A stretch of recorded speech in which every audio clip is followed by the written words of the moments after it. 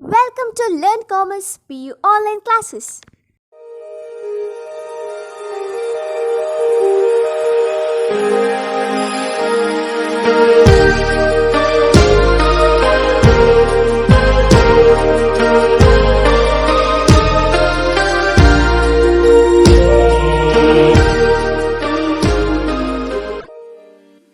Don't forget to like our video and subscribe our YouTube channel for all the updates.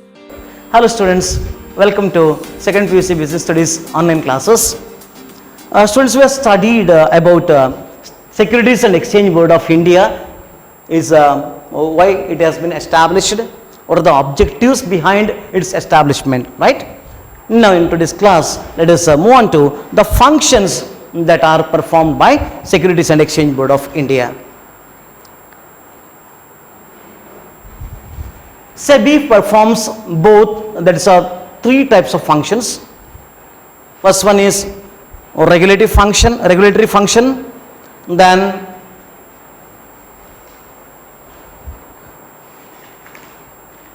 again it performs developmental function, isn't it? So let us take up each function one by one. First one is regulatory function. Functions of SEBI. Regulatory functions. In exam, if they ask you a question for 8 marks, then you have to give some sort of explanation also. If they ask you only regulatory functions, then you have to elaborate by giving some explanation for that. Only simple points are given, that's all in your NCERT syllabus, but still better to give some sort of explanation whatever you know.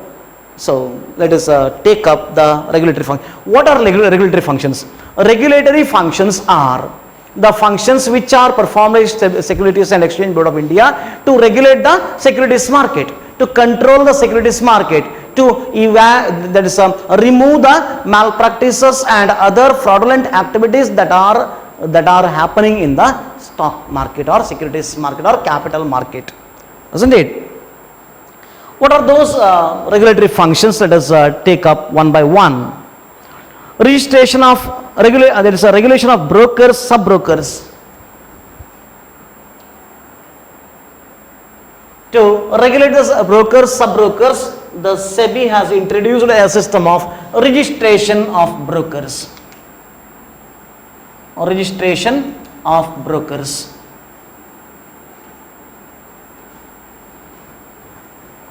Then sub-brokers and other participants, DPs. What do you mean by DP?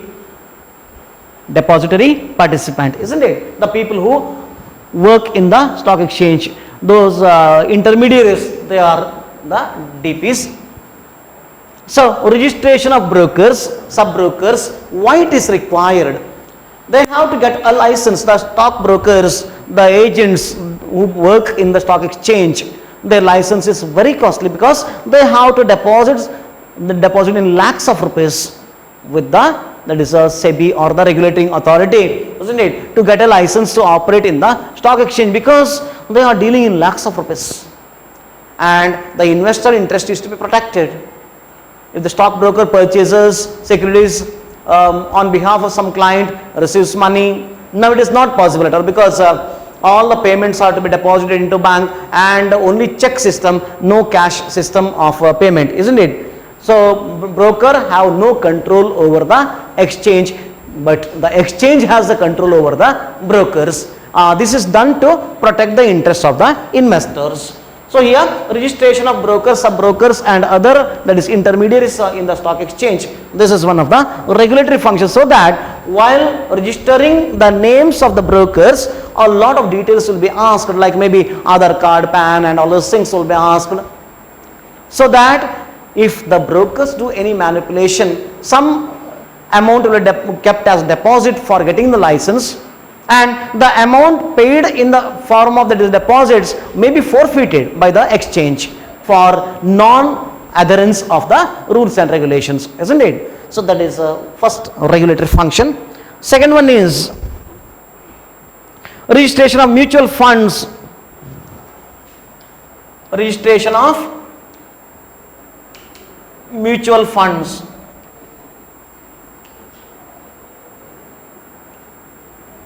and any other that is securities that are issued in the stock exchange, or any collective investment schemes, any other schemes related to investment in which the common individual invests. For that, registration is required. To issue mutual funds, it should have been registered with the exchange, stock exchange. So that while registering, a lot of documents are supposed to be given by the company which issues the mutual funds, isn't it? So that the investor interest is protected. When such regulatory norms are brought into by the exchange, then there will be more control over the players in the stock exchange, and chances for misappropriation are very less, so that the investor interest can be protected. Then third one is regulation of business in stock exchange and any other securities market. Regulating the business of stock exchange. Business of stock exchange. Here, regulation of the brokers through registration and mutual funds through registration. Here, regulating the business of stock exchange. That is, business means the purchase and sale of securities, maybe shares, that is debentures, bonds, or maybe any sort of investment dealings in securities, long-term securities, comes under the purview of the Stock Exchange of India. Say that is a Securities and Exchange Board of India. Securities and Exchange Board of India, isn't it? So next one is regulation of takeover bids by companies. Regulation of takeover bids. Takeover bids by the companies. That is mergers, acquisitions, isn't it? Or takeover of the other company, maybe subsidiary or any other companies, isn't it? During that time, a regulation by the Securities and Exchange Board of India is required, because the company which is going to be taken over by other company, in both the companies there are investors. Investor interest should not be harassed. So for that reason, the regulation by the stock exchange is must be there on the companies. This is another function of, that is a regulatory function of stock exchange. Calling for information audit. Calling for information.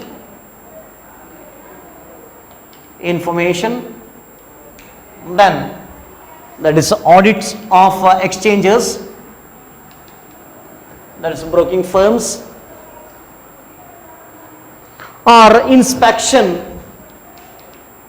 These are all conducted by SEBI. That is another regulatory function, because when information is sought, the company has to tell the truth, isn't it? And by analyzing the information, the Securities and Exchange Board of India, SEBI, will come to know whether the work, there's dealings done by the company is correct or not, or auditing the books of accounts of the exchange, isn't it? And inspection of books of accounts. All this will be done. Any copies or any information can be sought by SEBI to have a control over the exchanges. Then levying fees for activities. Levying fees for any activity, there must be some fees, registration or dealings, isn't it? For that, of providing information, all these training, research, education, for all these, some sort of expenses of the SEBI should be covered. For that, the SEBI can levy fees. And again, for contravening the rules of the SEBI may impose penalty also on the companies for non-compliance of the legal rules and regulations of the SEBI, or any other rules given under different acts, isn't it? The SEBI may impose penalty on the exchanges. Then last one is performing such other activities under Securities Contract Regulation Act. Securities Contract Regulation Act of 1956, or any other that is activities, any other that is rules delegated, activities delegated by government of India.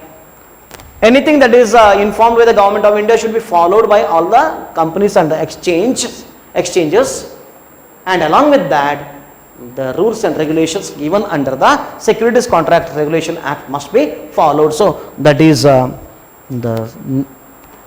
next, that is a function of SEBI. Now moving on to the other, that is a function that is done by SEBI,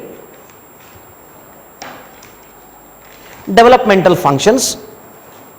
Developmental functions, that is how to develop the exchange by doing some activities, how we can prosper, how we can bring discipline, how we can make the exchange more transparent, how to protect the investor interest, how to provide quality information service to the clients, that's investors, isn't it? For all these, there are some developmental functions that are done by SEBI. First one is training of intermediaries.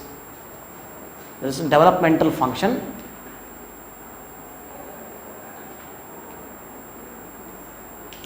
First one is training of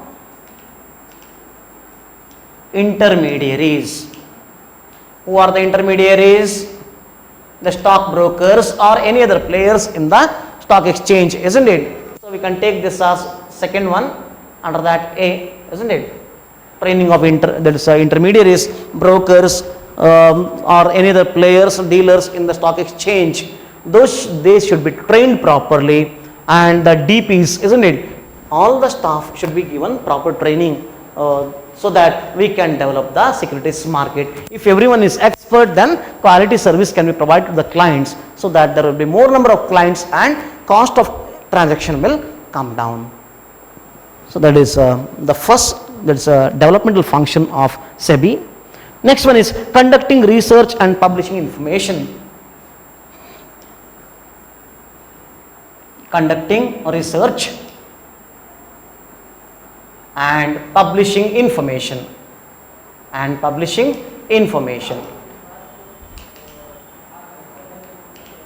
Here, research in the sense how the securities can be dealt with, how to assume risk, how to reduce the risk, how to provide quality service, how to protect the interest of the investors. All these are the areas where research can be done, and cost of transaction can be reduced.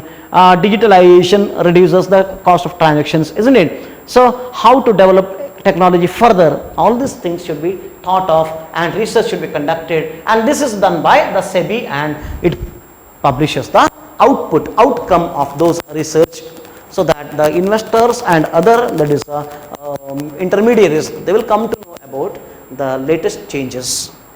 Then next one is developing the capital markets through a flexible approach.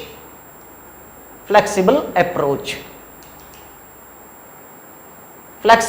in the sense, there should not be, that is a watertight compartment rules and regulations.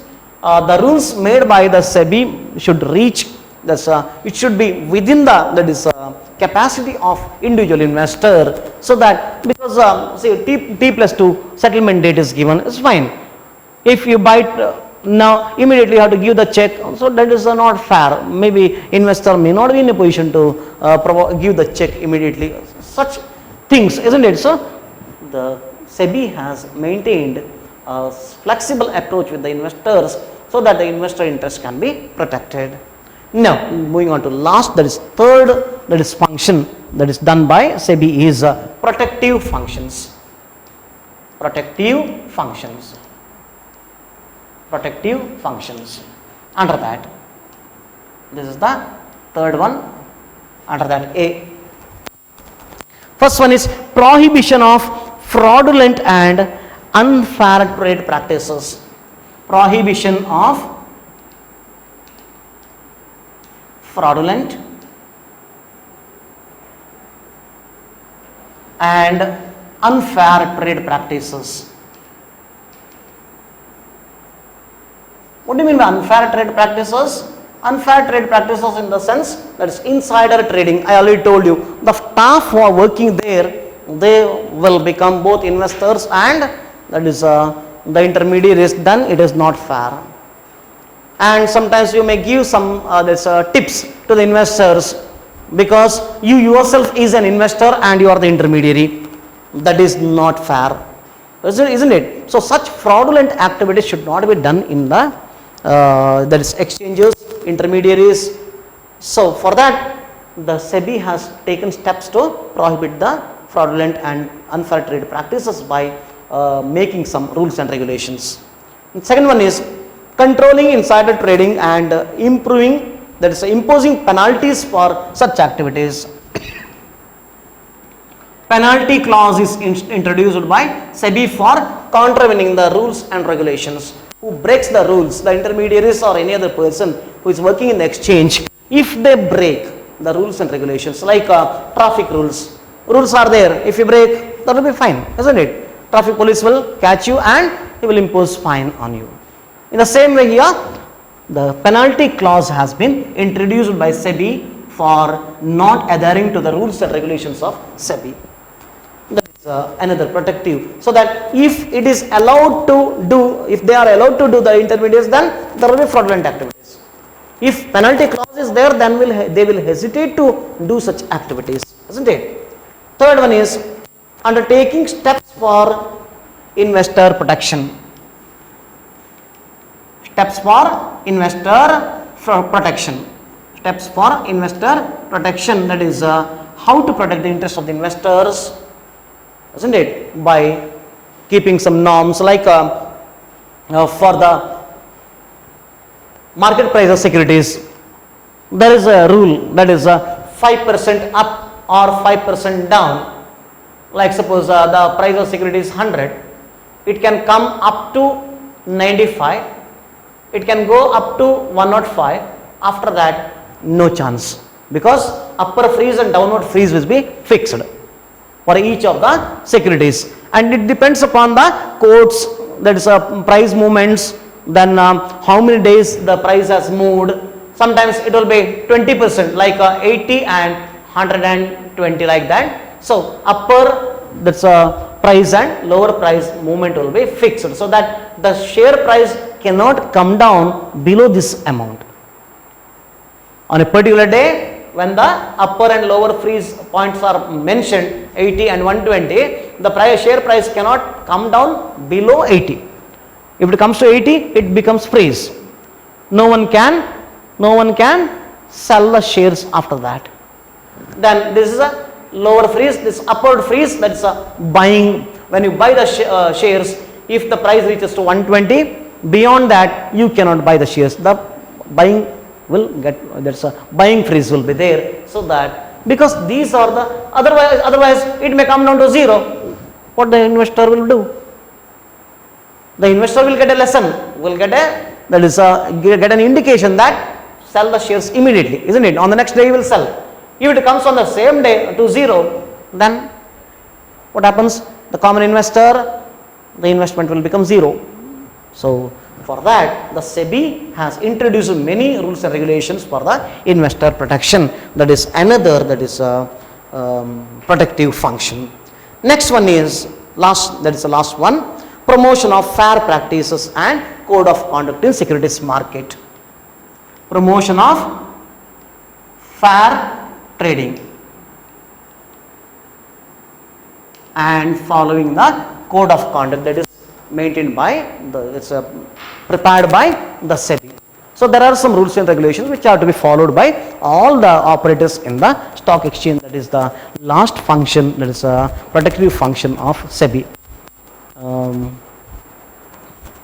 With this, your financial market chapter comes to an end. I'll give you some meaning or some, that is terms used in stock exchange. NSEI, I already told you, National Stock Exchange of India, NSEI.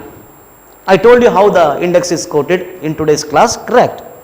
Then NASDAQ, there is a NASDAQ, NASDAQ. That is a National Association of Securities Dealers Automated Quotation. That is a full form. This is one of the, that is stock exchange located in New York in America. So it is owned and operated by, that is a NASD, NASD. So National Association, National, I will write the full form, National Association of Securities Dealers, Securities Dealers, Dealers Automated Quotation, Automated Quotation. Like we have here NSE and BSE in the same way, stock exchange it is, the full form is National Association of Securities Dealers Automated Quotation. It is in New York. Maybe ask for 1 mark, expand NASDAQ, okay. Then Dow Jones Industrial Average, like our Nifty, not Nifty, that is BSE, isn't it, Bombay Stock Exchange, of 30 companies. In the same way here, average is taken of the 30 strong companies, 30 strong companies, Dow Jones Industrial Average. It is the stock market of that is America, Dow Jones Industrial Average, Industrial Average. Then next one is, there are some operators in the stock exchange. We call them as speculators. I told you what is speculation, that is manipulating the price of securities and thereby earning profit, isn't it? So there are some speculators in the stock exchange who are called, there are 4 types of speculators. It is given in the box. Actually explanation is not given over there. Let me give you explanation what it is, because from practical point of view you need to have such knowledge being commerce students. Bulls. There are 4 speculators: bulls, bears, lame ducks and stags. The very meaning I will tell you. Bulls, you know, calf, isn't it? Bear, you know that it is an animal, cruel animal. Lame ducks, that is the ducks which are not in a position to reach the bank, they struggle to reach the banks. And stag means male deer who runs very fast, isn't it? But in stock exchange, bulls means they are not that is a calf or that is a animal, but they are the speculators. All these are speculator friends. All these are speculators. Bulls means, see, they anticipate rise in the prices of securities. Rise in the prices of securities. Today the bull will, Mr. A is a bull, suppose. That is a speculator in the stock exchange, and his activity is bull activity.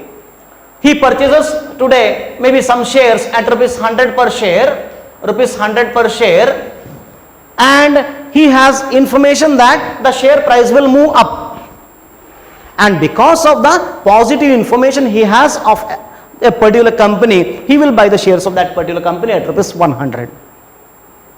And as per his anticipation, as per his speculation, if the share prices moves up, maybe after 1 month it will reach to 200, the bull will sell the shares and he will come out of the script.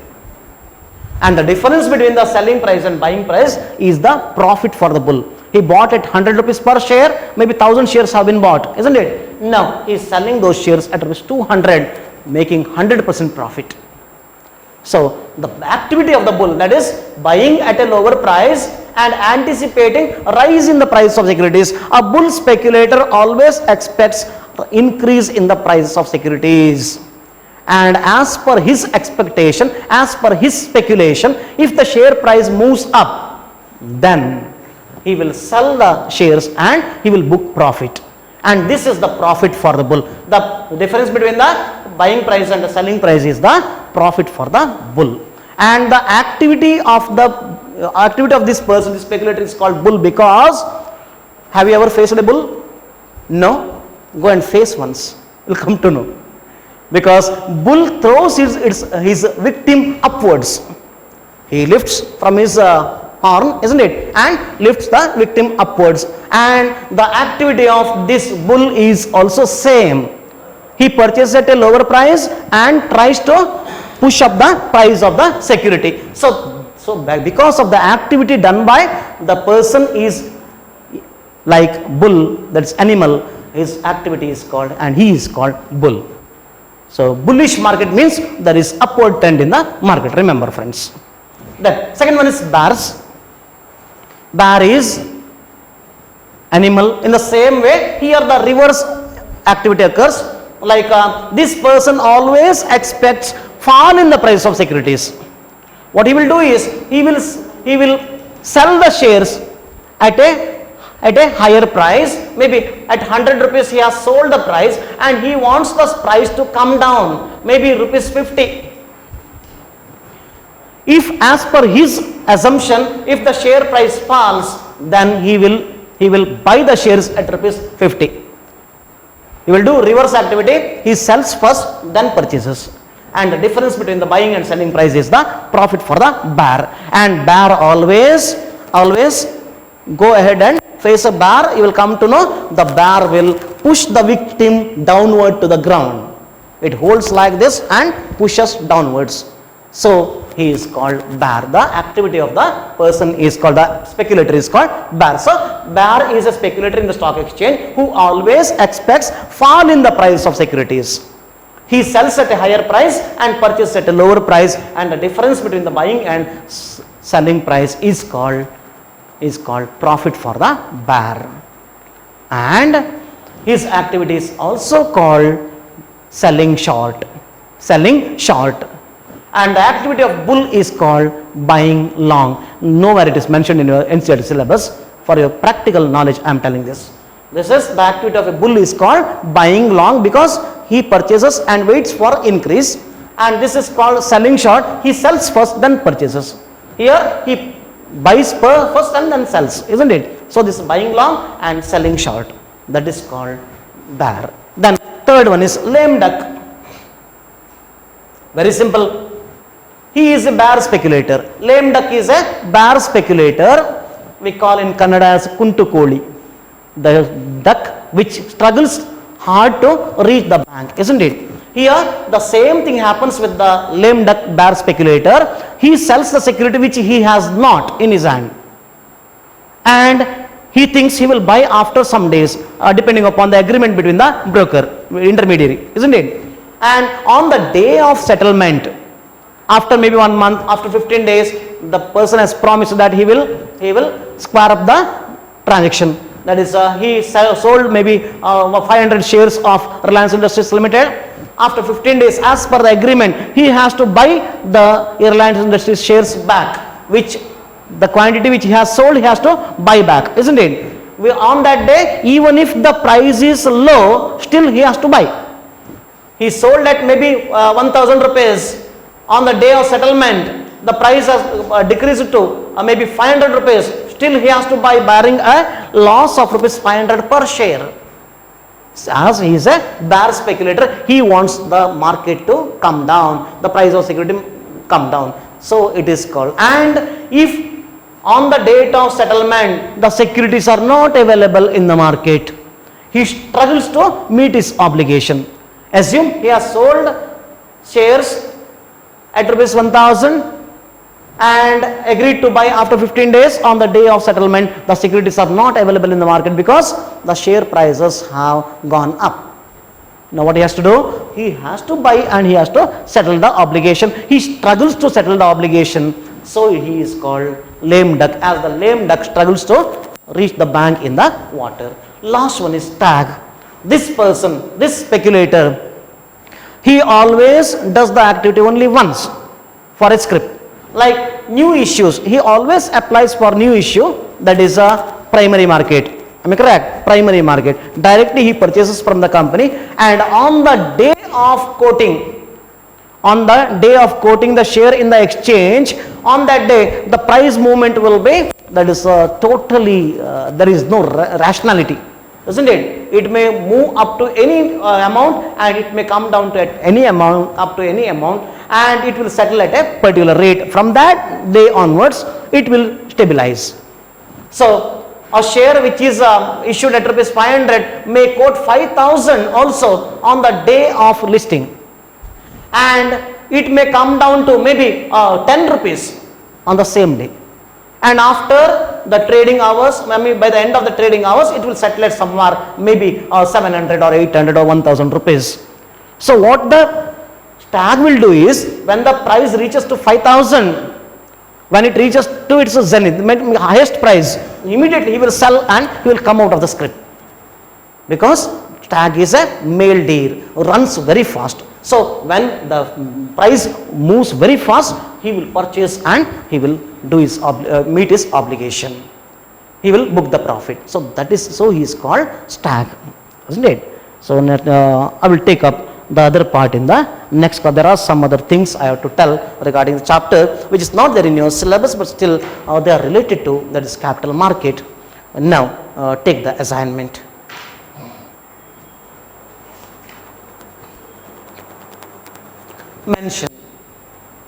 Mention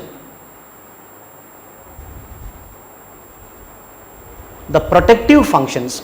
Mention the protective functions of SEBI. Protective functions of SEBI. Submit assignment on time. Thank you for watching this video. Thank you. Don't forget to like our video and subscribe our YouTube channel for all the updates.